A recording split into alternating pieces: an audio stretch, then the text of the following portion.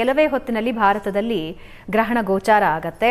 ಆದರೆ ರಾಶಿಗಳ ಮೇಲೆ ಏನೇನು ಪ್ರಭಾವ ಇರುತ್ತೆ ಅನ್ನೋದ್ರ ಬಗ್ಗೆ ತಿಳ್ಕೊಳ್ತಾ ಹೋಗೋಣ. ವೆರಿ ಕ್ವಿಕ್ ಆಗಿ ಯಾವ್ಯಾವ ರಾಶಿಗಳ ಮೇಲೆ ಏನೇನು ಪ್ರಭಾವ ಇದೆ ಅನ್ನೋದನ್ನ ತಿಳಿಯೋಣ.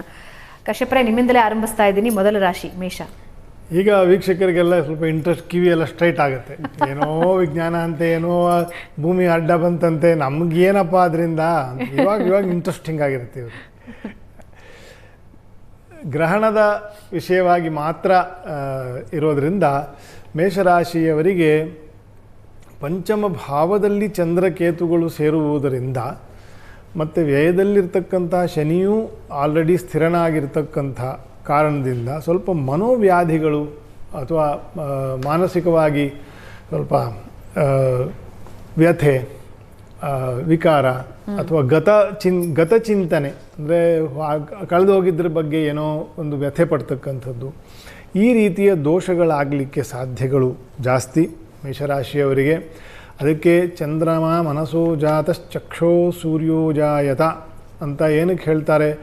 ಚಂದ್ರನು ಮನಸ್ಸಿಗೆ ಕಾರಕ ಮತ್ತು ಮನಸ್ಸಿನಲ್ಲಿರ್ತಕ್ಕಂಥ ಆಲೋಚನೆಗಳಿಗೆ ಕಾರಕ. ಅದಕ್ಕೆ ಈ ಸಂದರ್ಭದಲ್ಲಿ, ಈ ಸಮಯದಲ್ಲಿ ಅವರು ಚಂದ್ರ ಜಪವನ್ನು ಅಥವಾ ಗ್ರಹಶಾಂತಿಯ ಸ್ತೋತ್ರವನ್ನು ಓದಿಕೊಂಡು ಗೋಪಾಲಕೃಷ್ಣನ ಮಂತ್ರವನ್ನು ಓದಿಕೊಳ್ಳೋದು, ಚಂದ್ರನ ಬಲಕ್ಕೆ ಅಥವಾ ಚಂದ್ರನ ದೋಷಗಳಿಗೆ ಗೋಪಾಲಕೃಷ್ಣನ ಪೂಜೆಯನ್ನು ಅಥವಾ ಜಪವನ್ನು ಕೂಡ ಮಂತ್ರಶಾಸ್ತ್ರದಲ್ಲಿ ಹೇಳಿದ್ದಾರೆ. ಹಾಗಾಗಿ ಅವಾಗ ಆ ದೋಷಗಳು ಹೋಗ್ತದೆ. ಬಲಿಷ್ಠ ಆಗುತ್ತೆ ಅಂದರೆ ದೋಷಗಳು ಹೋಗೋದು ಅಂತ ಅಷ್ಟೇ ಅರ್ಥ. ಇಲ್ಲದೆ ಇರೋದನ್ನು ತಂದು ಕೊಡೋದಿಲ್ಲ ಮಂತ್ರಗಳು. ಇರುವುದರ ಮೇಲೆ ಇರ್ತಕ್ಕಂತಹ ಒಂದು ವೈರಸ್ ಪ್ರಾಬ್ಲಮ್ ಏನಿರುತ್ತೆ ಅದನ್ನು ಶುದ್ಧ ಮಾಡ್ತದೆ. ಅಂತ ಸಾಧನೆಯನ್ನು ಮೇಷರಾಶಿಯವರು ಮಾಡಿಕೊಳ್ಬೇಕು. ಶಾಸ್ತ್ರಿಗಳೇ, ವೃಷಭ ರಾಶಿಯವರು ಚತುರ್ಥದಲ್ಲಿ ಸಂಭವಿಸ್ತಾ ಇದೆ ಗ್ರಹಣ. ಹೀಗಾಗಿ ಚತುರ್ಥದಲ್ಲಿ ಸಂಭವಿಸಿದ್ರೆ, ರಾಶಿಯಿಂದ 4ನೇ ಮನೆ ಗ್ರಹಣ ಸಂಭವಿಸಿದ್ರೆ ಸ್ವಲ್ಪ ತೊಂದರೆ ಅಂತ ಶಾಸ್ತ್ರಗಳ ನಿರೂಪಣೆ ಮಾಡ್ತವೆ.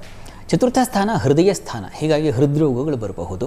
ಹೀಗಾಗಿ ಬಹಳ ಎಚ್ಚರಿಕೆ ಇರಬೇಕು. ಇನ್ನೇನೋ ಜಾಸ್ತಿ ಆಯಿತು, ಹಾರ್ಟ್ ಬಿಟ್ಟು ಮತ್ತೊಂದು ಮಗದೊಂದು ಅಂತಂದರೆ ತಕ್ಷಣ ಹಾಸ್ಪಿಟ್ಲಿಗೆ ಹೋಗೋದು ಬಹಳ ಒಳ್ಳೆಯದು ಈ ಸಂದರ್ಭದಲ್ಲಿ. ಇದಾದ ನಂತರದಲ್ಲಿ ಚತುರ್ಥ ಗೃಹಸ್ಥಾನವೂ ಹೌದು. ಹೀಗಾಗಿ ಮನೆಗಳಲ್ಲಿ ಏನಾದರೂ ಸಮಸ್ಯೆಗಳು ಉದ್ಭವಿಸಬಹುದು. ಬಂಧು ಸ್ಥಾನವೂ ಹೌದು. ಹೀಗಾಗಿ ಬಂಧು ಮಿತ್ರರಲ್ಲಿ ಏನಾದರೂ ಸಮಸ್ಯೆ ಮತ್ತು ತೊಡಕು, ಅವರಲ್ಲಿ ಘರ್ಷಣೆಗಳು ಸಂಭವ ಆಗುವ ಸಾಧ್ಯತೆಗಳು ಜಾಸ್ತಿ. ಭೂಸ್ಥಾನ ಅದು. ಹೀಗಾಗಿ ಭೂಮಿ ಮೇಲೆ ಅಂದರೆ ನಿಮ್ಮ ಸೈಟು ಮತ್ತೊಂದು ಮಗದೊಂದು ಇವುಗಳ ಮೇಲೆ ತೊಂದರೆಗಳಾಗ್ತಕ್ಕಂಥ ಸಾಧ್ಯ. ಇನ್ಯಾವುದೋ ಲಿಟಿಗೇಷನ್ ಬಂದುಬಿಡ್ತಕ್ಕಂಥದ್ದು, ಇಷ್ಟು ದಿವಸ ನಂದಾಗಿತ್ತು ಈಗೇನಪ್ಪ ಕಥೆ ಅಂತಕ್ಕಂಥ ಒಂದು ಆತಂಕದ ವಾತಾವರಣ ಸೃಷ್ಟಿಯಾಗಬಹುದು. ವಾಹನ ಪ್ರಯಾಣದಲ್ಲಿ ಸ್ವಲ್ಪ ಹುಷಾರಾಗಿರಬೇಕು. ಇಂಥ ಫಲಗಳನ್ನೆಲ್ಲ ಸೂಚಿಸ್ತಾ ಇದೆ. ಬಹಳ ಎಚ್ಚರಿಕೆ ಬೇಕು. ಮತ್ತು ಮಾತೃಸ್ಥಾನ, ತಾಯಿ ಮಕ್ಕಳ ಮಧ್ಯೆ ಮತ್ತೇನೋ ಸಮಸ್ಯೆಗಳು ಮತ್ತು ಘರ್ಷಣೆಗಳು ಉದ್ಭವ ಆಗುವ ಸಾಧ್ಯತೆಗಳಿರುತ್ತೆ. ಇದಕ್ಕೆ ತುಂಬ ಸೂಕ್ತ ಪರಿಹಾರ ಅಂದರೆ ಚಂದ್ರಬಿಂಬ ದಾನ ಮಾಡ್ತಕ್ಕಂಥದ್ದು ಈ ಸಂದರ್ಭದಲ್ಲಿ ಬಹಳ ಒಳ್ಳೆಯದು. ಪ್ರಯತ್ನ ಮಾಡಿ. ಅಕ್ಕಿ ದಾನ ಮಾಡಬಹುದು. ಚಂದ್ರನ ಸ್ತುತಿಯನ್ನು ಮಂತ್ರಗಳನ್ನು ಹೇಳ್ಕೊಂಡ್ರೆ ಬಹಳ ಒಳ್ಳೆಯದು. ಲಲಿತಾ ಸಹಸ್ರನಾಮ ದಿ ಬೆಸ್ಟ್ ಪರಿಹಾರ.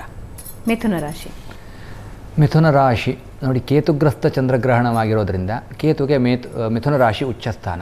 ಹಾಗಾಗಿ ಬಹಳ ವಿಶೇಷ ಶುಭ ಫಲವನ್ನು, ಮೇಷ ವೃಷಭ ಅಂದರೆ ಮಿಶ್ರ ಮತ್ತು ಅಶುಭ ಆಯಿತು, ಆದರೆ ಶುಭ ಫಲವನ್ನು ಅಪೇಕ್ಷೆ ಪಡಬಹುದು ಮಿಥುನ ರಾಶಿಯವರು. ಕಾರಣ ಇಲ್ಲಿ ಒಂದು ಕೇತುಗೆ ಉಚ್ಚಸ್ಥಾನವೂ ಆಗಿದೆ. ಹಾಗಾಗಿ ಕೇತುವಿನ ಜಪವನ್ನು ಮಾಡ್ತಕ್ಕಂಥದ್ದು ಮತ್ತು ಹಲವು ಶುಭ ಫಲಗಳ ಅಪೇಕ್ಷೆ. ಒಂದು ವಿಚಾರದಲ್ಲಿ ಸ್ಥಿರವಾದಂತಹ ಮನಸ್ಸು, ದೃಢ ನಿರ್ಧಾರ, ದೃಢ ತೀರ್ಮಾನಾದಿಗಳನ್ನು ತೆಗೆದುಕೊಳ್ತಕ್ಕಂಥದ್ದು.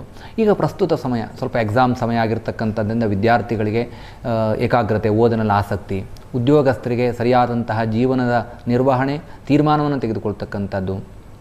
ಧನ ಸಂಪತ್ತಿನ ವಿಚಾರ ಅಂತ ಬಂದರೆ ಸಂಪಾದನೆಯ ಉತ್ತಮವಾದಂತಹ ಮಾರ್ಗ. ವೈವಾಹಿಕ ಜೀವನದಲ್ಲಿ ದಂಪತಿಗಳಲ್ಲಿ ಪ್ರೀತಿ ವಿಶ್ವಾಸ ವೃದ್ಧಿ ಆಗ್ತಕ್ಕಂಥದ್ದು.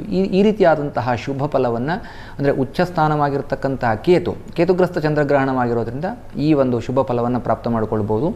ಪರಿಹಾರಕ್ಕೋಸ್ಕರವಾಗಿ ಫಲಾಶಾ ಪುಷ್ಪಸಂಕಾಶಂ ತಾರಕಾ ಗ್ರಹಮಸ್ತಕಂ ರೌದ್ರಂ ರೌದ್ರಾತ್ಮಕಂ ಘೋರಂ ತಂ ಕೇತುಂ ಪ್ರಣಮಾಮ್ಯಹಂ ಪುರಾಣೋಕ್ತ ಮಂತ್ರ ಅಥವಾ ಶ್ಲೋಕ ಕೇತುಗ್ರಹಕ್ಕೆ ಪಠಣ ಮಾಡಿಕೊಳ್ತಕ್ಕಂಥದ್ದು ಅತ್ಯಂತ ಶುಭ. ಓಕೆ, ಮುಂದಿನ ರಾಶಿಗಳ ಮೇಲಿನ ಪ್ರಭಾವಗಳು ಏನೇನಿರುತ್ತೆ ಅನ್ನೋದನ್ನು ತಿಳಿಸ್ತೀವಿ.